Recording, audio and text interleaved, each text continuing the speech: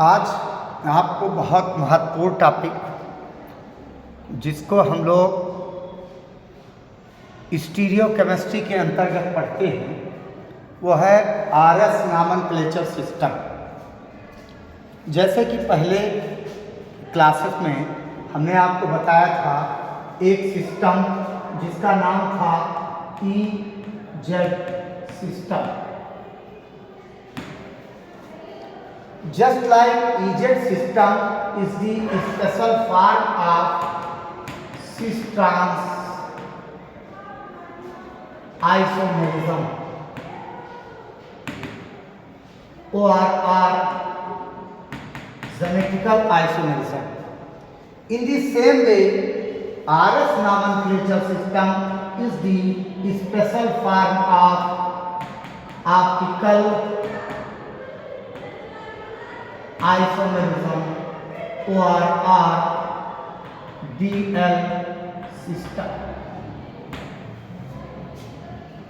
Both systems are given by Kahn, Ingold and Prelog.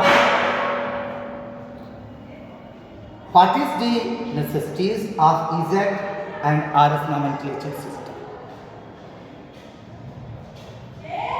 Something special compounds which cannot be designated with the help of DL or cis-trans isomerism. To overcome this difficulty to designate the configuration of optical isomerism, a new system that is RS nomenclature system. RS nomenclature system was given by Kahn, Ingold and Prelog system, which can be used to designate the configuration of all molecules containing a symmetric carbon atom or chiral carbon atoms. This system are also known as Kahn, Ingold, Prelog systems or RS system or RS nomenclature system. Now we explain what is the RS nomenclature system. RS, just like EZ, EZ is German word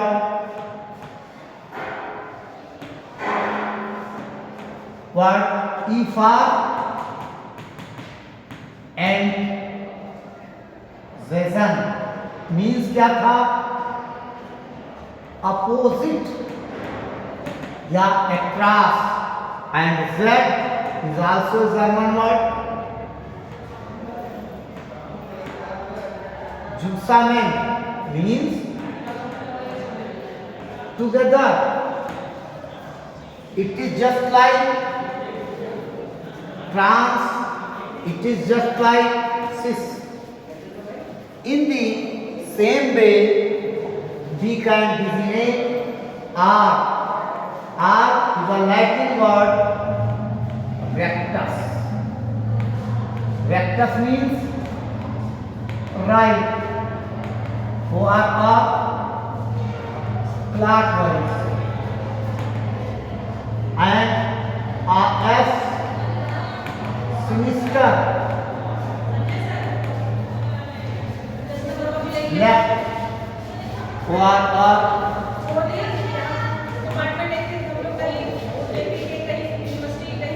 anti-clockwise. Just like dextro and levo, we can designate right or clockwise, left or anti-clockwise system. So this system was given by Kahn, Ingold and Prelog, known as RS system. In this system, the nomenclature of optically active isomers can be completed in two steps. Step 1. Step 1 कहता है if the atoms or group of atoms which are directly attached to chiral carbon or asymmetric carbon give a sequence of priority according to the following sequence rule. तो पहले rule में क्या है, given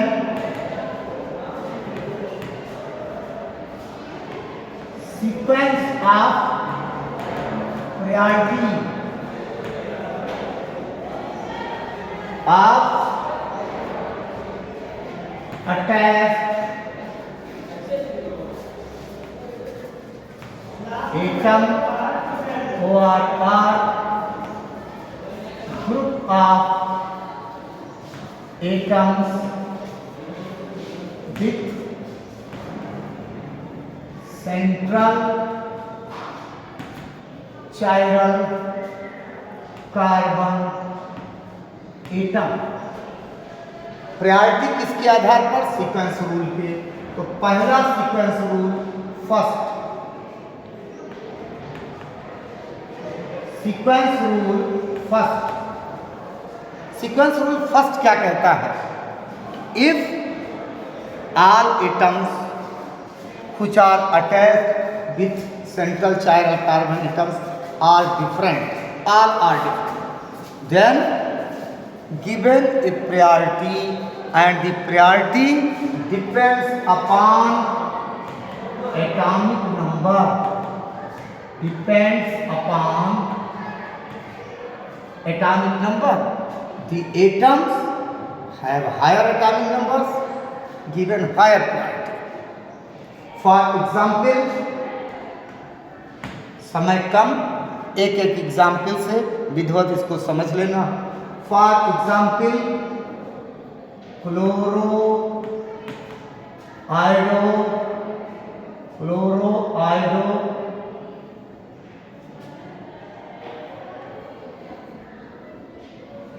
chloro iodo methane sulphonic acid, methane sulphonic acid. Now right the formula, SO3H, methane के लिए C, H iodo chloro. Priority देखिएगा, atomic number iodine की सबसे अधिक है, इसलिए उसको देंगे नंबर 1। फिर दूसरे नंबर पर क्लोरीन, तीसरे नंबर पर SO3 और H को मिलेगा फोर्थ नंबर। ये हम देते हैं प्रायोरिटी अगर चारों ग्रुप आपके डिफरेंट हैं जो अटैच्ड है with chiral central carbon atom. Sequence rule second क्या कहता है, sequence rule second,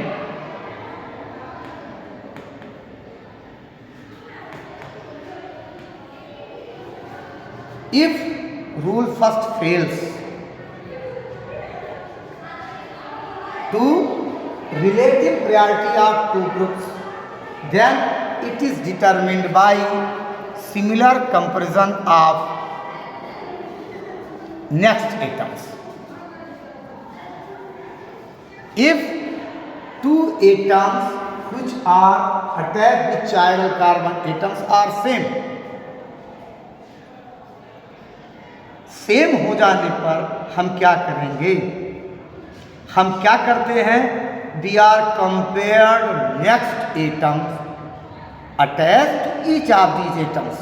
for example, examples देखिए, for examples 2 butanol, for example 2 butanol, butanol को आप सेट करिए, ये है OH, H, CH2, CH3, CH3, या ये कर दें, इसको CH3 कर दें, इसको CH2 कर दें। अब यहाँ आप सीक्वेंस देखिएगा, हमको पता है एटॉमिक नंबर के आधार पर OH नंबर 1 पाएगा।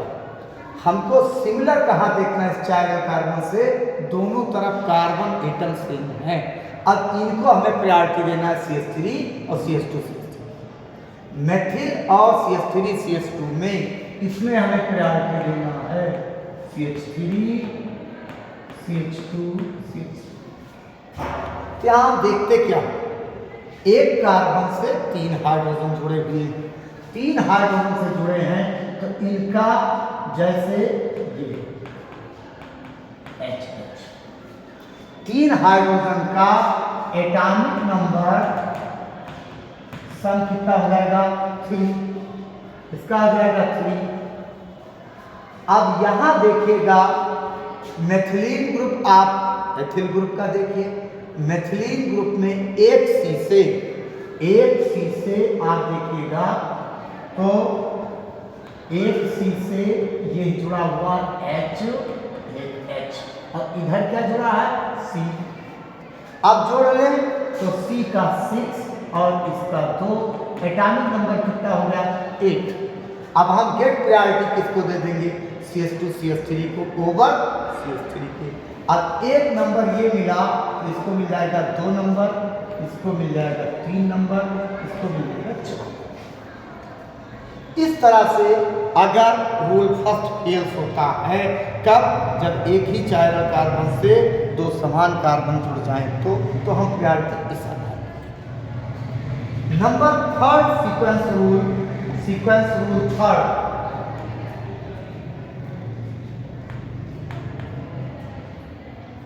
सीक्वेंस रूल थर्ड, ये क्या कहता है कि डबली और ट्रिपली bonded is considered as equivalent to 2 or 3 such atoms.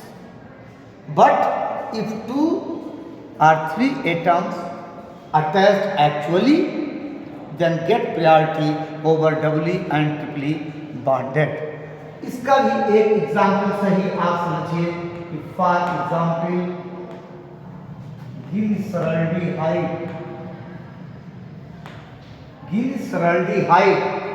इस गिल्सरल्डिहाइड को आप अरेंज करिए CHO CH2OH HOH, कहीं भी किसी तरफ अरेंज करें। हमको यहाँ क्या देखना है कि जब यहाँ की बात करिएगा तो ये H, ये CHO, लेकिन यहां देखोगे तो डबल बॉन्ड नहीं मिलेगा। अब हमको क्या काम करना है कि अगर डबली और ट्रिपली बॉन्डेड है तो हम प्रायोरिटी किसको दे देंगे, डबली और ट्रिपली को। यहाँ इसको तो नंबर 1 मिल जाएगा, इन दोनों को कंपेरिजन करेंगे तब इसको नंबर 2, इसको नंबर 3 और इसको नंबर 4। तो पहला स्टेप कहता है कि आप सीक्वेंस ऑफ प्रायोरिटी दीजिए। सीक्वेंस ऑफ प्रायोरिटी किसके आधार पर, सीक्वेंस रूल के आधार पर। फिर हम जब बात करते हैं, अब हमारी बात आती है कि हम स्टेप 2 में क्या करेंगे। Step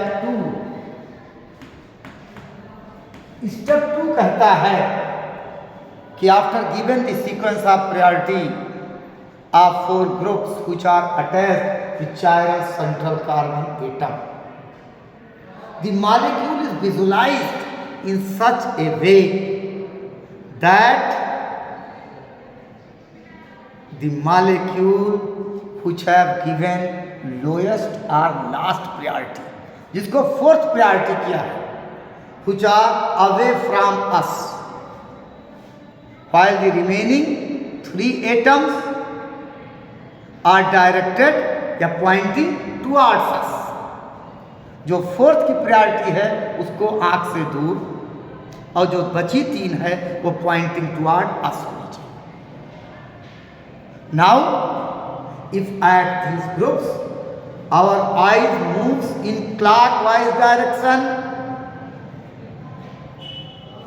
the configuration given the name R, that is right rectus, right or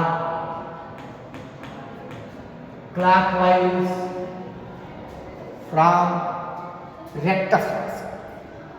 अगर our eye moves in clockwise direction, then on the other hand if our eyes moves in anti-clockwise direction, then the configuration is specified as which are derived from the word sinister, means left, or are anti-clockwise direction. Overall, RS nomenclature system can be designated with the help of some examples, as you know. First example आपने देखा BR ICl H, देखिए bromochloro आयोडोमेथेन, ब्रोमोक्लोरोआयोडोमेथेन, इनकी अगर आप priority देखोगे तो सबसे अधिक मिलेगा 1 नंबर आई को, 2 नंबर मिलेगा Br को, Cl को मिलेगा 3। हमने आपको क्या कहा था कि इनके सीक्वेंस आप प्रायोरिटी दे दिया, फिर सीक्वेंस ऑफ प्रायोरिटी को हमने डिक्रीजिंग ऑर्डर में अरेंज कर दिया, और हमने काम क्या किया कि जो सबसे लोएस्ट था वो हमारी आंख से दूर, और जो बचे 3 थे वो हमारी तरफ पॉइंटिंग टुवर्ड्स। अब डिक्रीजिंग ऑर्डर पर अगर हम अपनी आइज को मूव कराते हैं क्लॉकवाइज डायरेक्शन में, तो इसको हम क्या कहेंगे, डिजिनेट किससे करेंगे, आर से। इसी तरह से सेम आपने किया BR C I Cl और H, 1 नंबर, 2 नंबर, 3 एंड 4। यहाँ देखा था डिक्रीजिंग 1 2 3। यहाँ अगर हमने देखा कि ये घूम जाए, हमारी आंख दिखाए एंटी क्लॉकवाइज डायरेक्शन में, तो इसी को हम क्या डिजिनेट कर देंगे, एस सिस्टम से। इसी तरीके से आपने जितने भी एग्जाम्पल अब तक स्टडी किया, जैसे आपने बनाया था SO3H chloroiodomethane sulphonic acid ICl, number आपने दिया था 1 2 3 और 4। इसको हमें अरेंज कर लेना है, हमको अरेंज क्या कर लेना है, ये CH आपका पॉइंटिंग टुवर्ड्स होगा, ये हो गया 1, ये हो गया Cl जिसको आपने सीक्वेंस में रखा। अगर ये क्लॉकवाइज डायरेक्शन दिखाता है आर सिस्टम, अगर यही चीज सेम Cl SO3H I और H एंटी क्लॉकवाइज दिखाता है S। यह हो गया हमारा आपका RS सिस्टम का। इसी तरीके से आपने भी 2-ब्यूटेनॉल का सिस्टम बनाया था, ये COH H CH2 CH3 CH3। तो पहले क्या करते हैं, हमने पहले काम किया था प्रायोरिटी दिया, प्रायोरिटी दिया किसको, 2 3 और ये 4। आपने इसको सबसे पहले क्या करेंगे, अरेंज कर लेंगे, अरेंज करेंगे CH2 CH3 OH CH3H। अब आप ध्यान से देखिएगा, इसी को आपने क्लॉकवाइज कर दिया आर सिस्टम, इसी को आपने एंटी क्लॉकवाइज सिस्टम कर दिया CH2 CH3। नंबरिंग दे दीजिए 1 2 3 एंड ये 4 लास्ट। ये है आपका OH 1 2 3 एंड ये 4। इसी को 3 to 1 कर लीजिए, एंटी क्लॉकवाइज हो जाएगा एस सिस्टम। ठीक इसी तरह से आपको मैंने एक एग्जाम्पल बताया था एस्टल्डिहाइड का, ग्लिसरॉल्डिहाइड का, सॉरी ग्लिसरॉल्डिहाइड का आपको एग्जाम्पल मैंने बताया था, CHO H2O और OH। सबसे पहला काम 1 नंबर, इसमें प्रायोरिटी दिया था 2 नंबर, इसको प्रायोरिटी 3 नंबर, इसको 4। अब आपको क्या करना है कि पहले इनको आप इंक्रीजिंग डिक्रीजिंग प्रॉपर्टी में अरेंज करिए। तो जब आपने ये अरेंज किया, 2 नंबर सेम C, ये हो गया आपका OH, इधर हो गया CH2OH, इधर हो गया H। नंबरिंग 1 2 3। अगर इस सीक्वेंस में गया कि 1 2 3 क्लॉकवाइज, सिस्टम का नाम क्या दोगे? R। अगर यही सेम CHO CH2OH OH और H, अगर आपने इसको सिस्टम दिया 1 2 3, अब अगर ये चलता है 3 2 1, इसका मतलब एंटी क्लॉकवाइज। ये था क्लॉकवाइज, ये कैसा चला?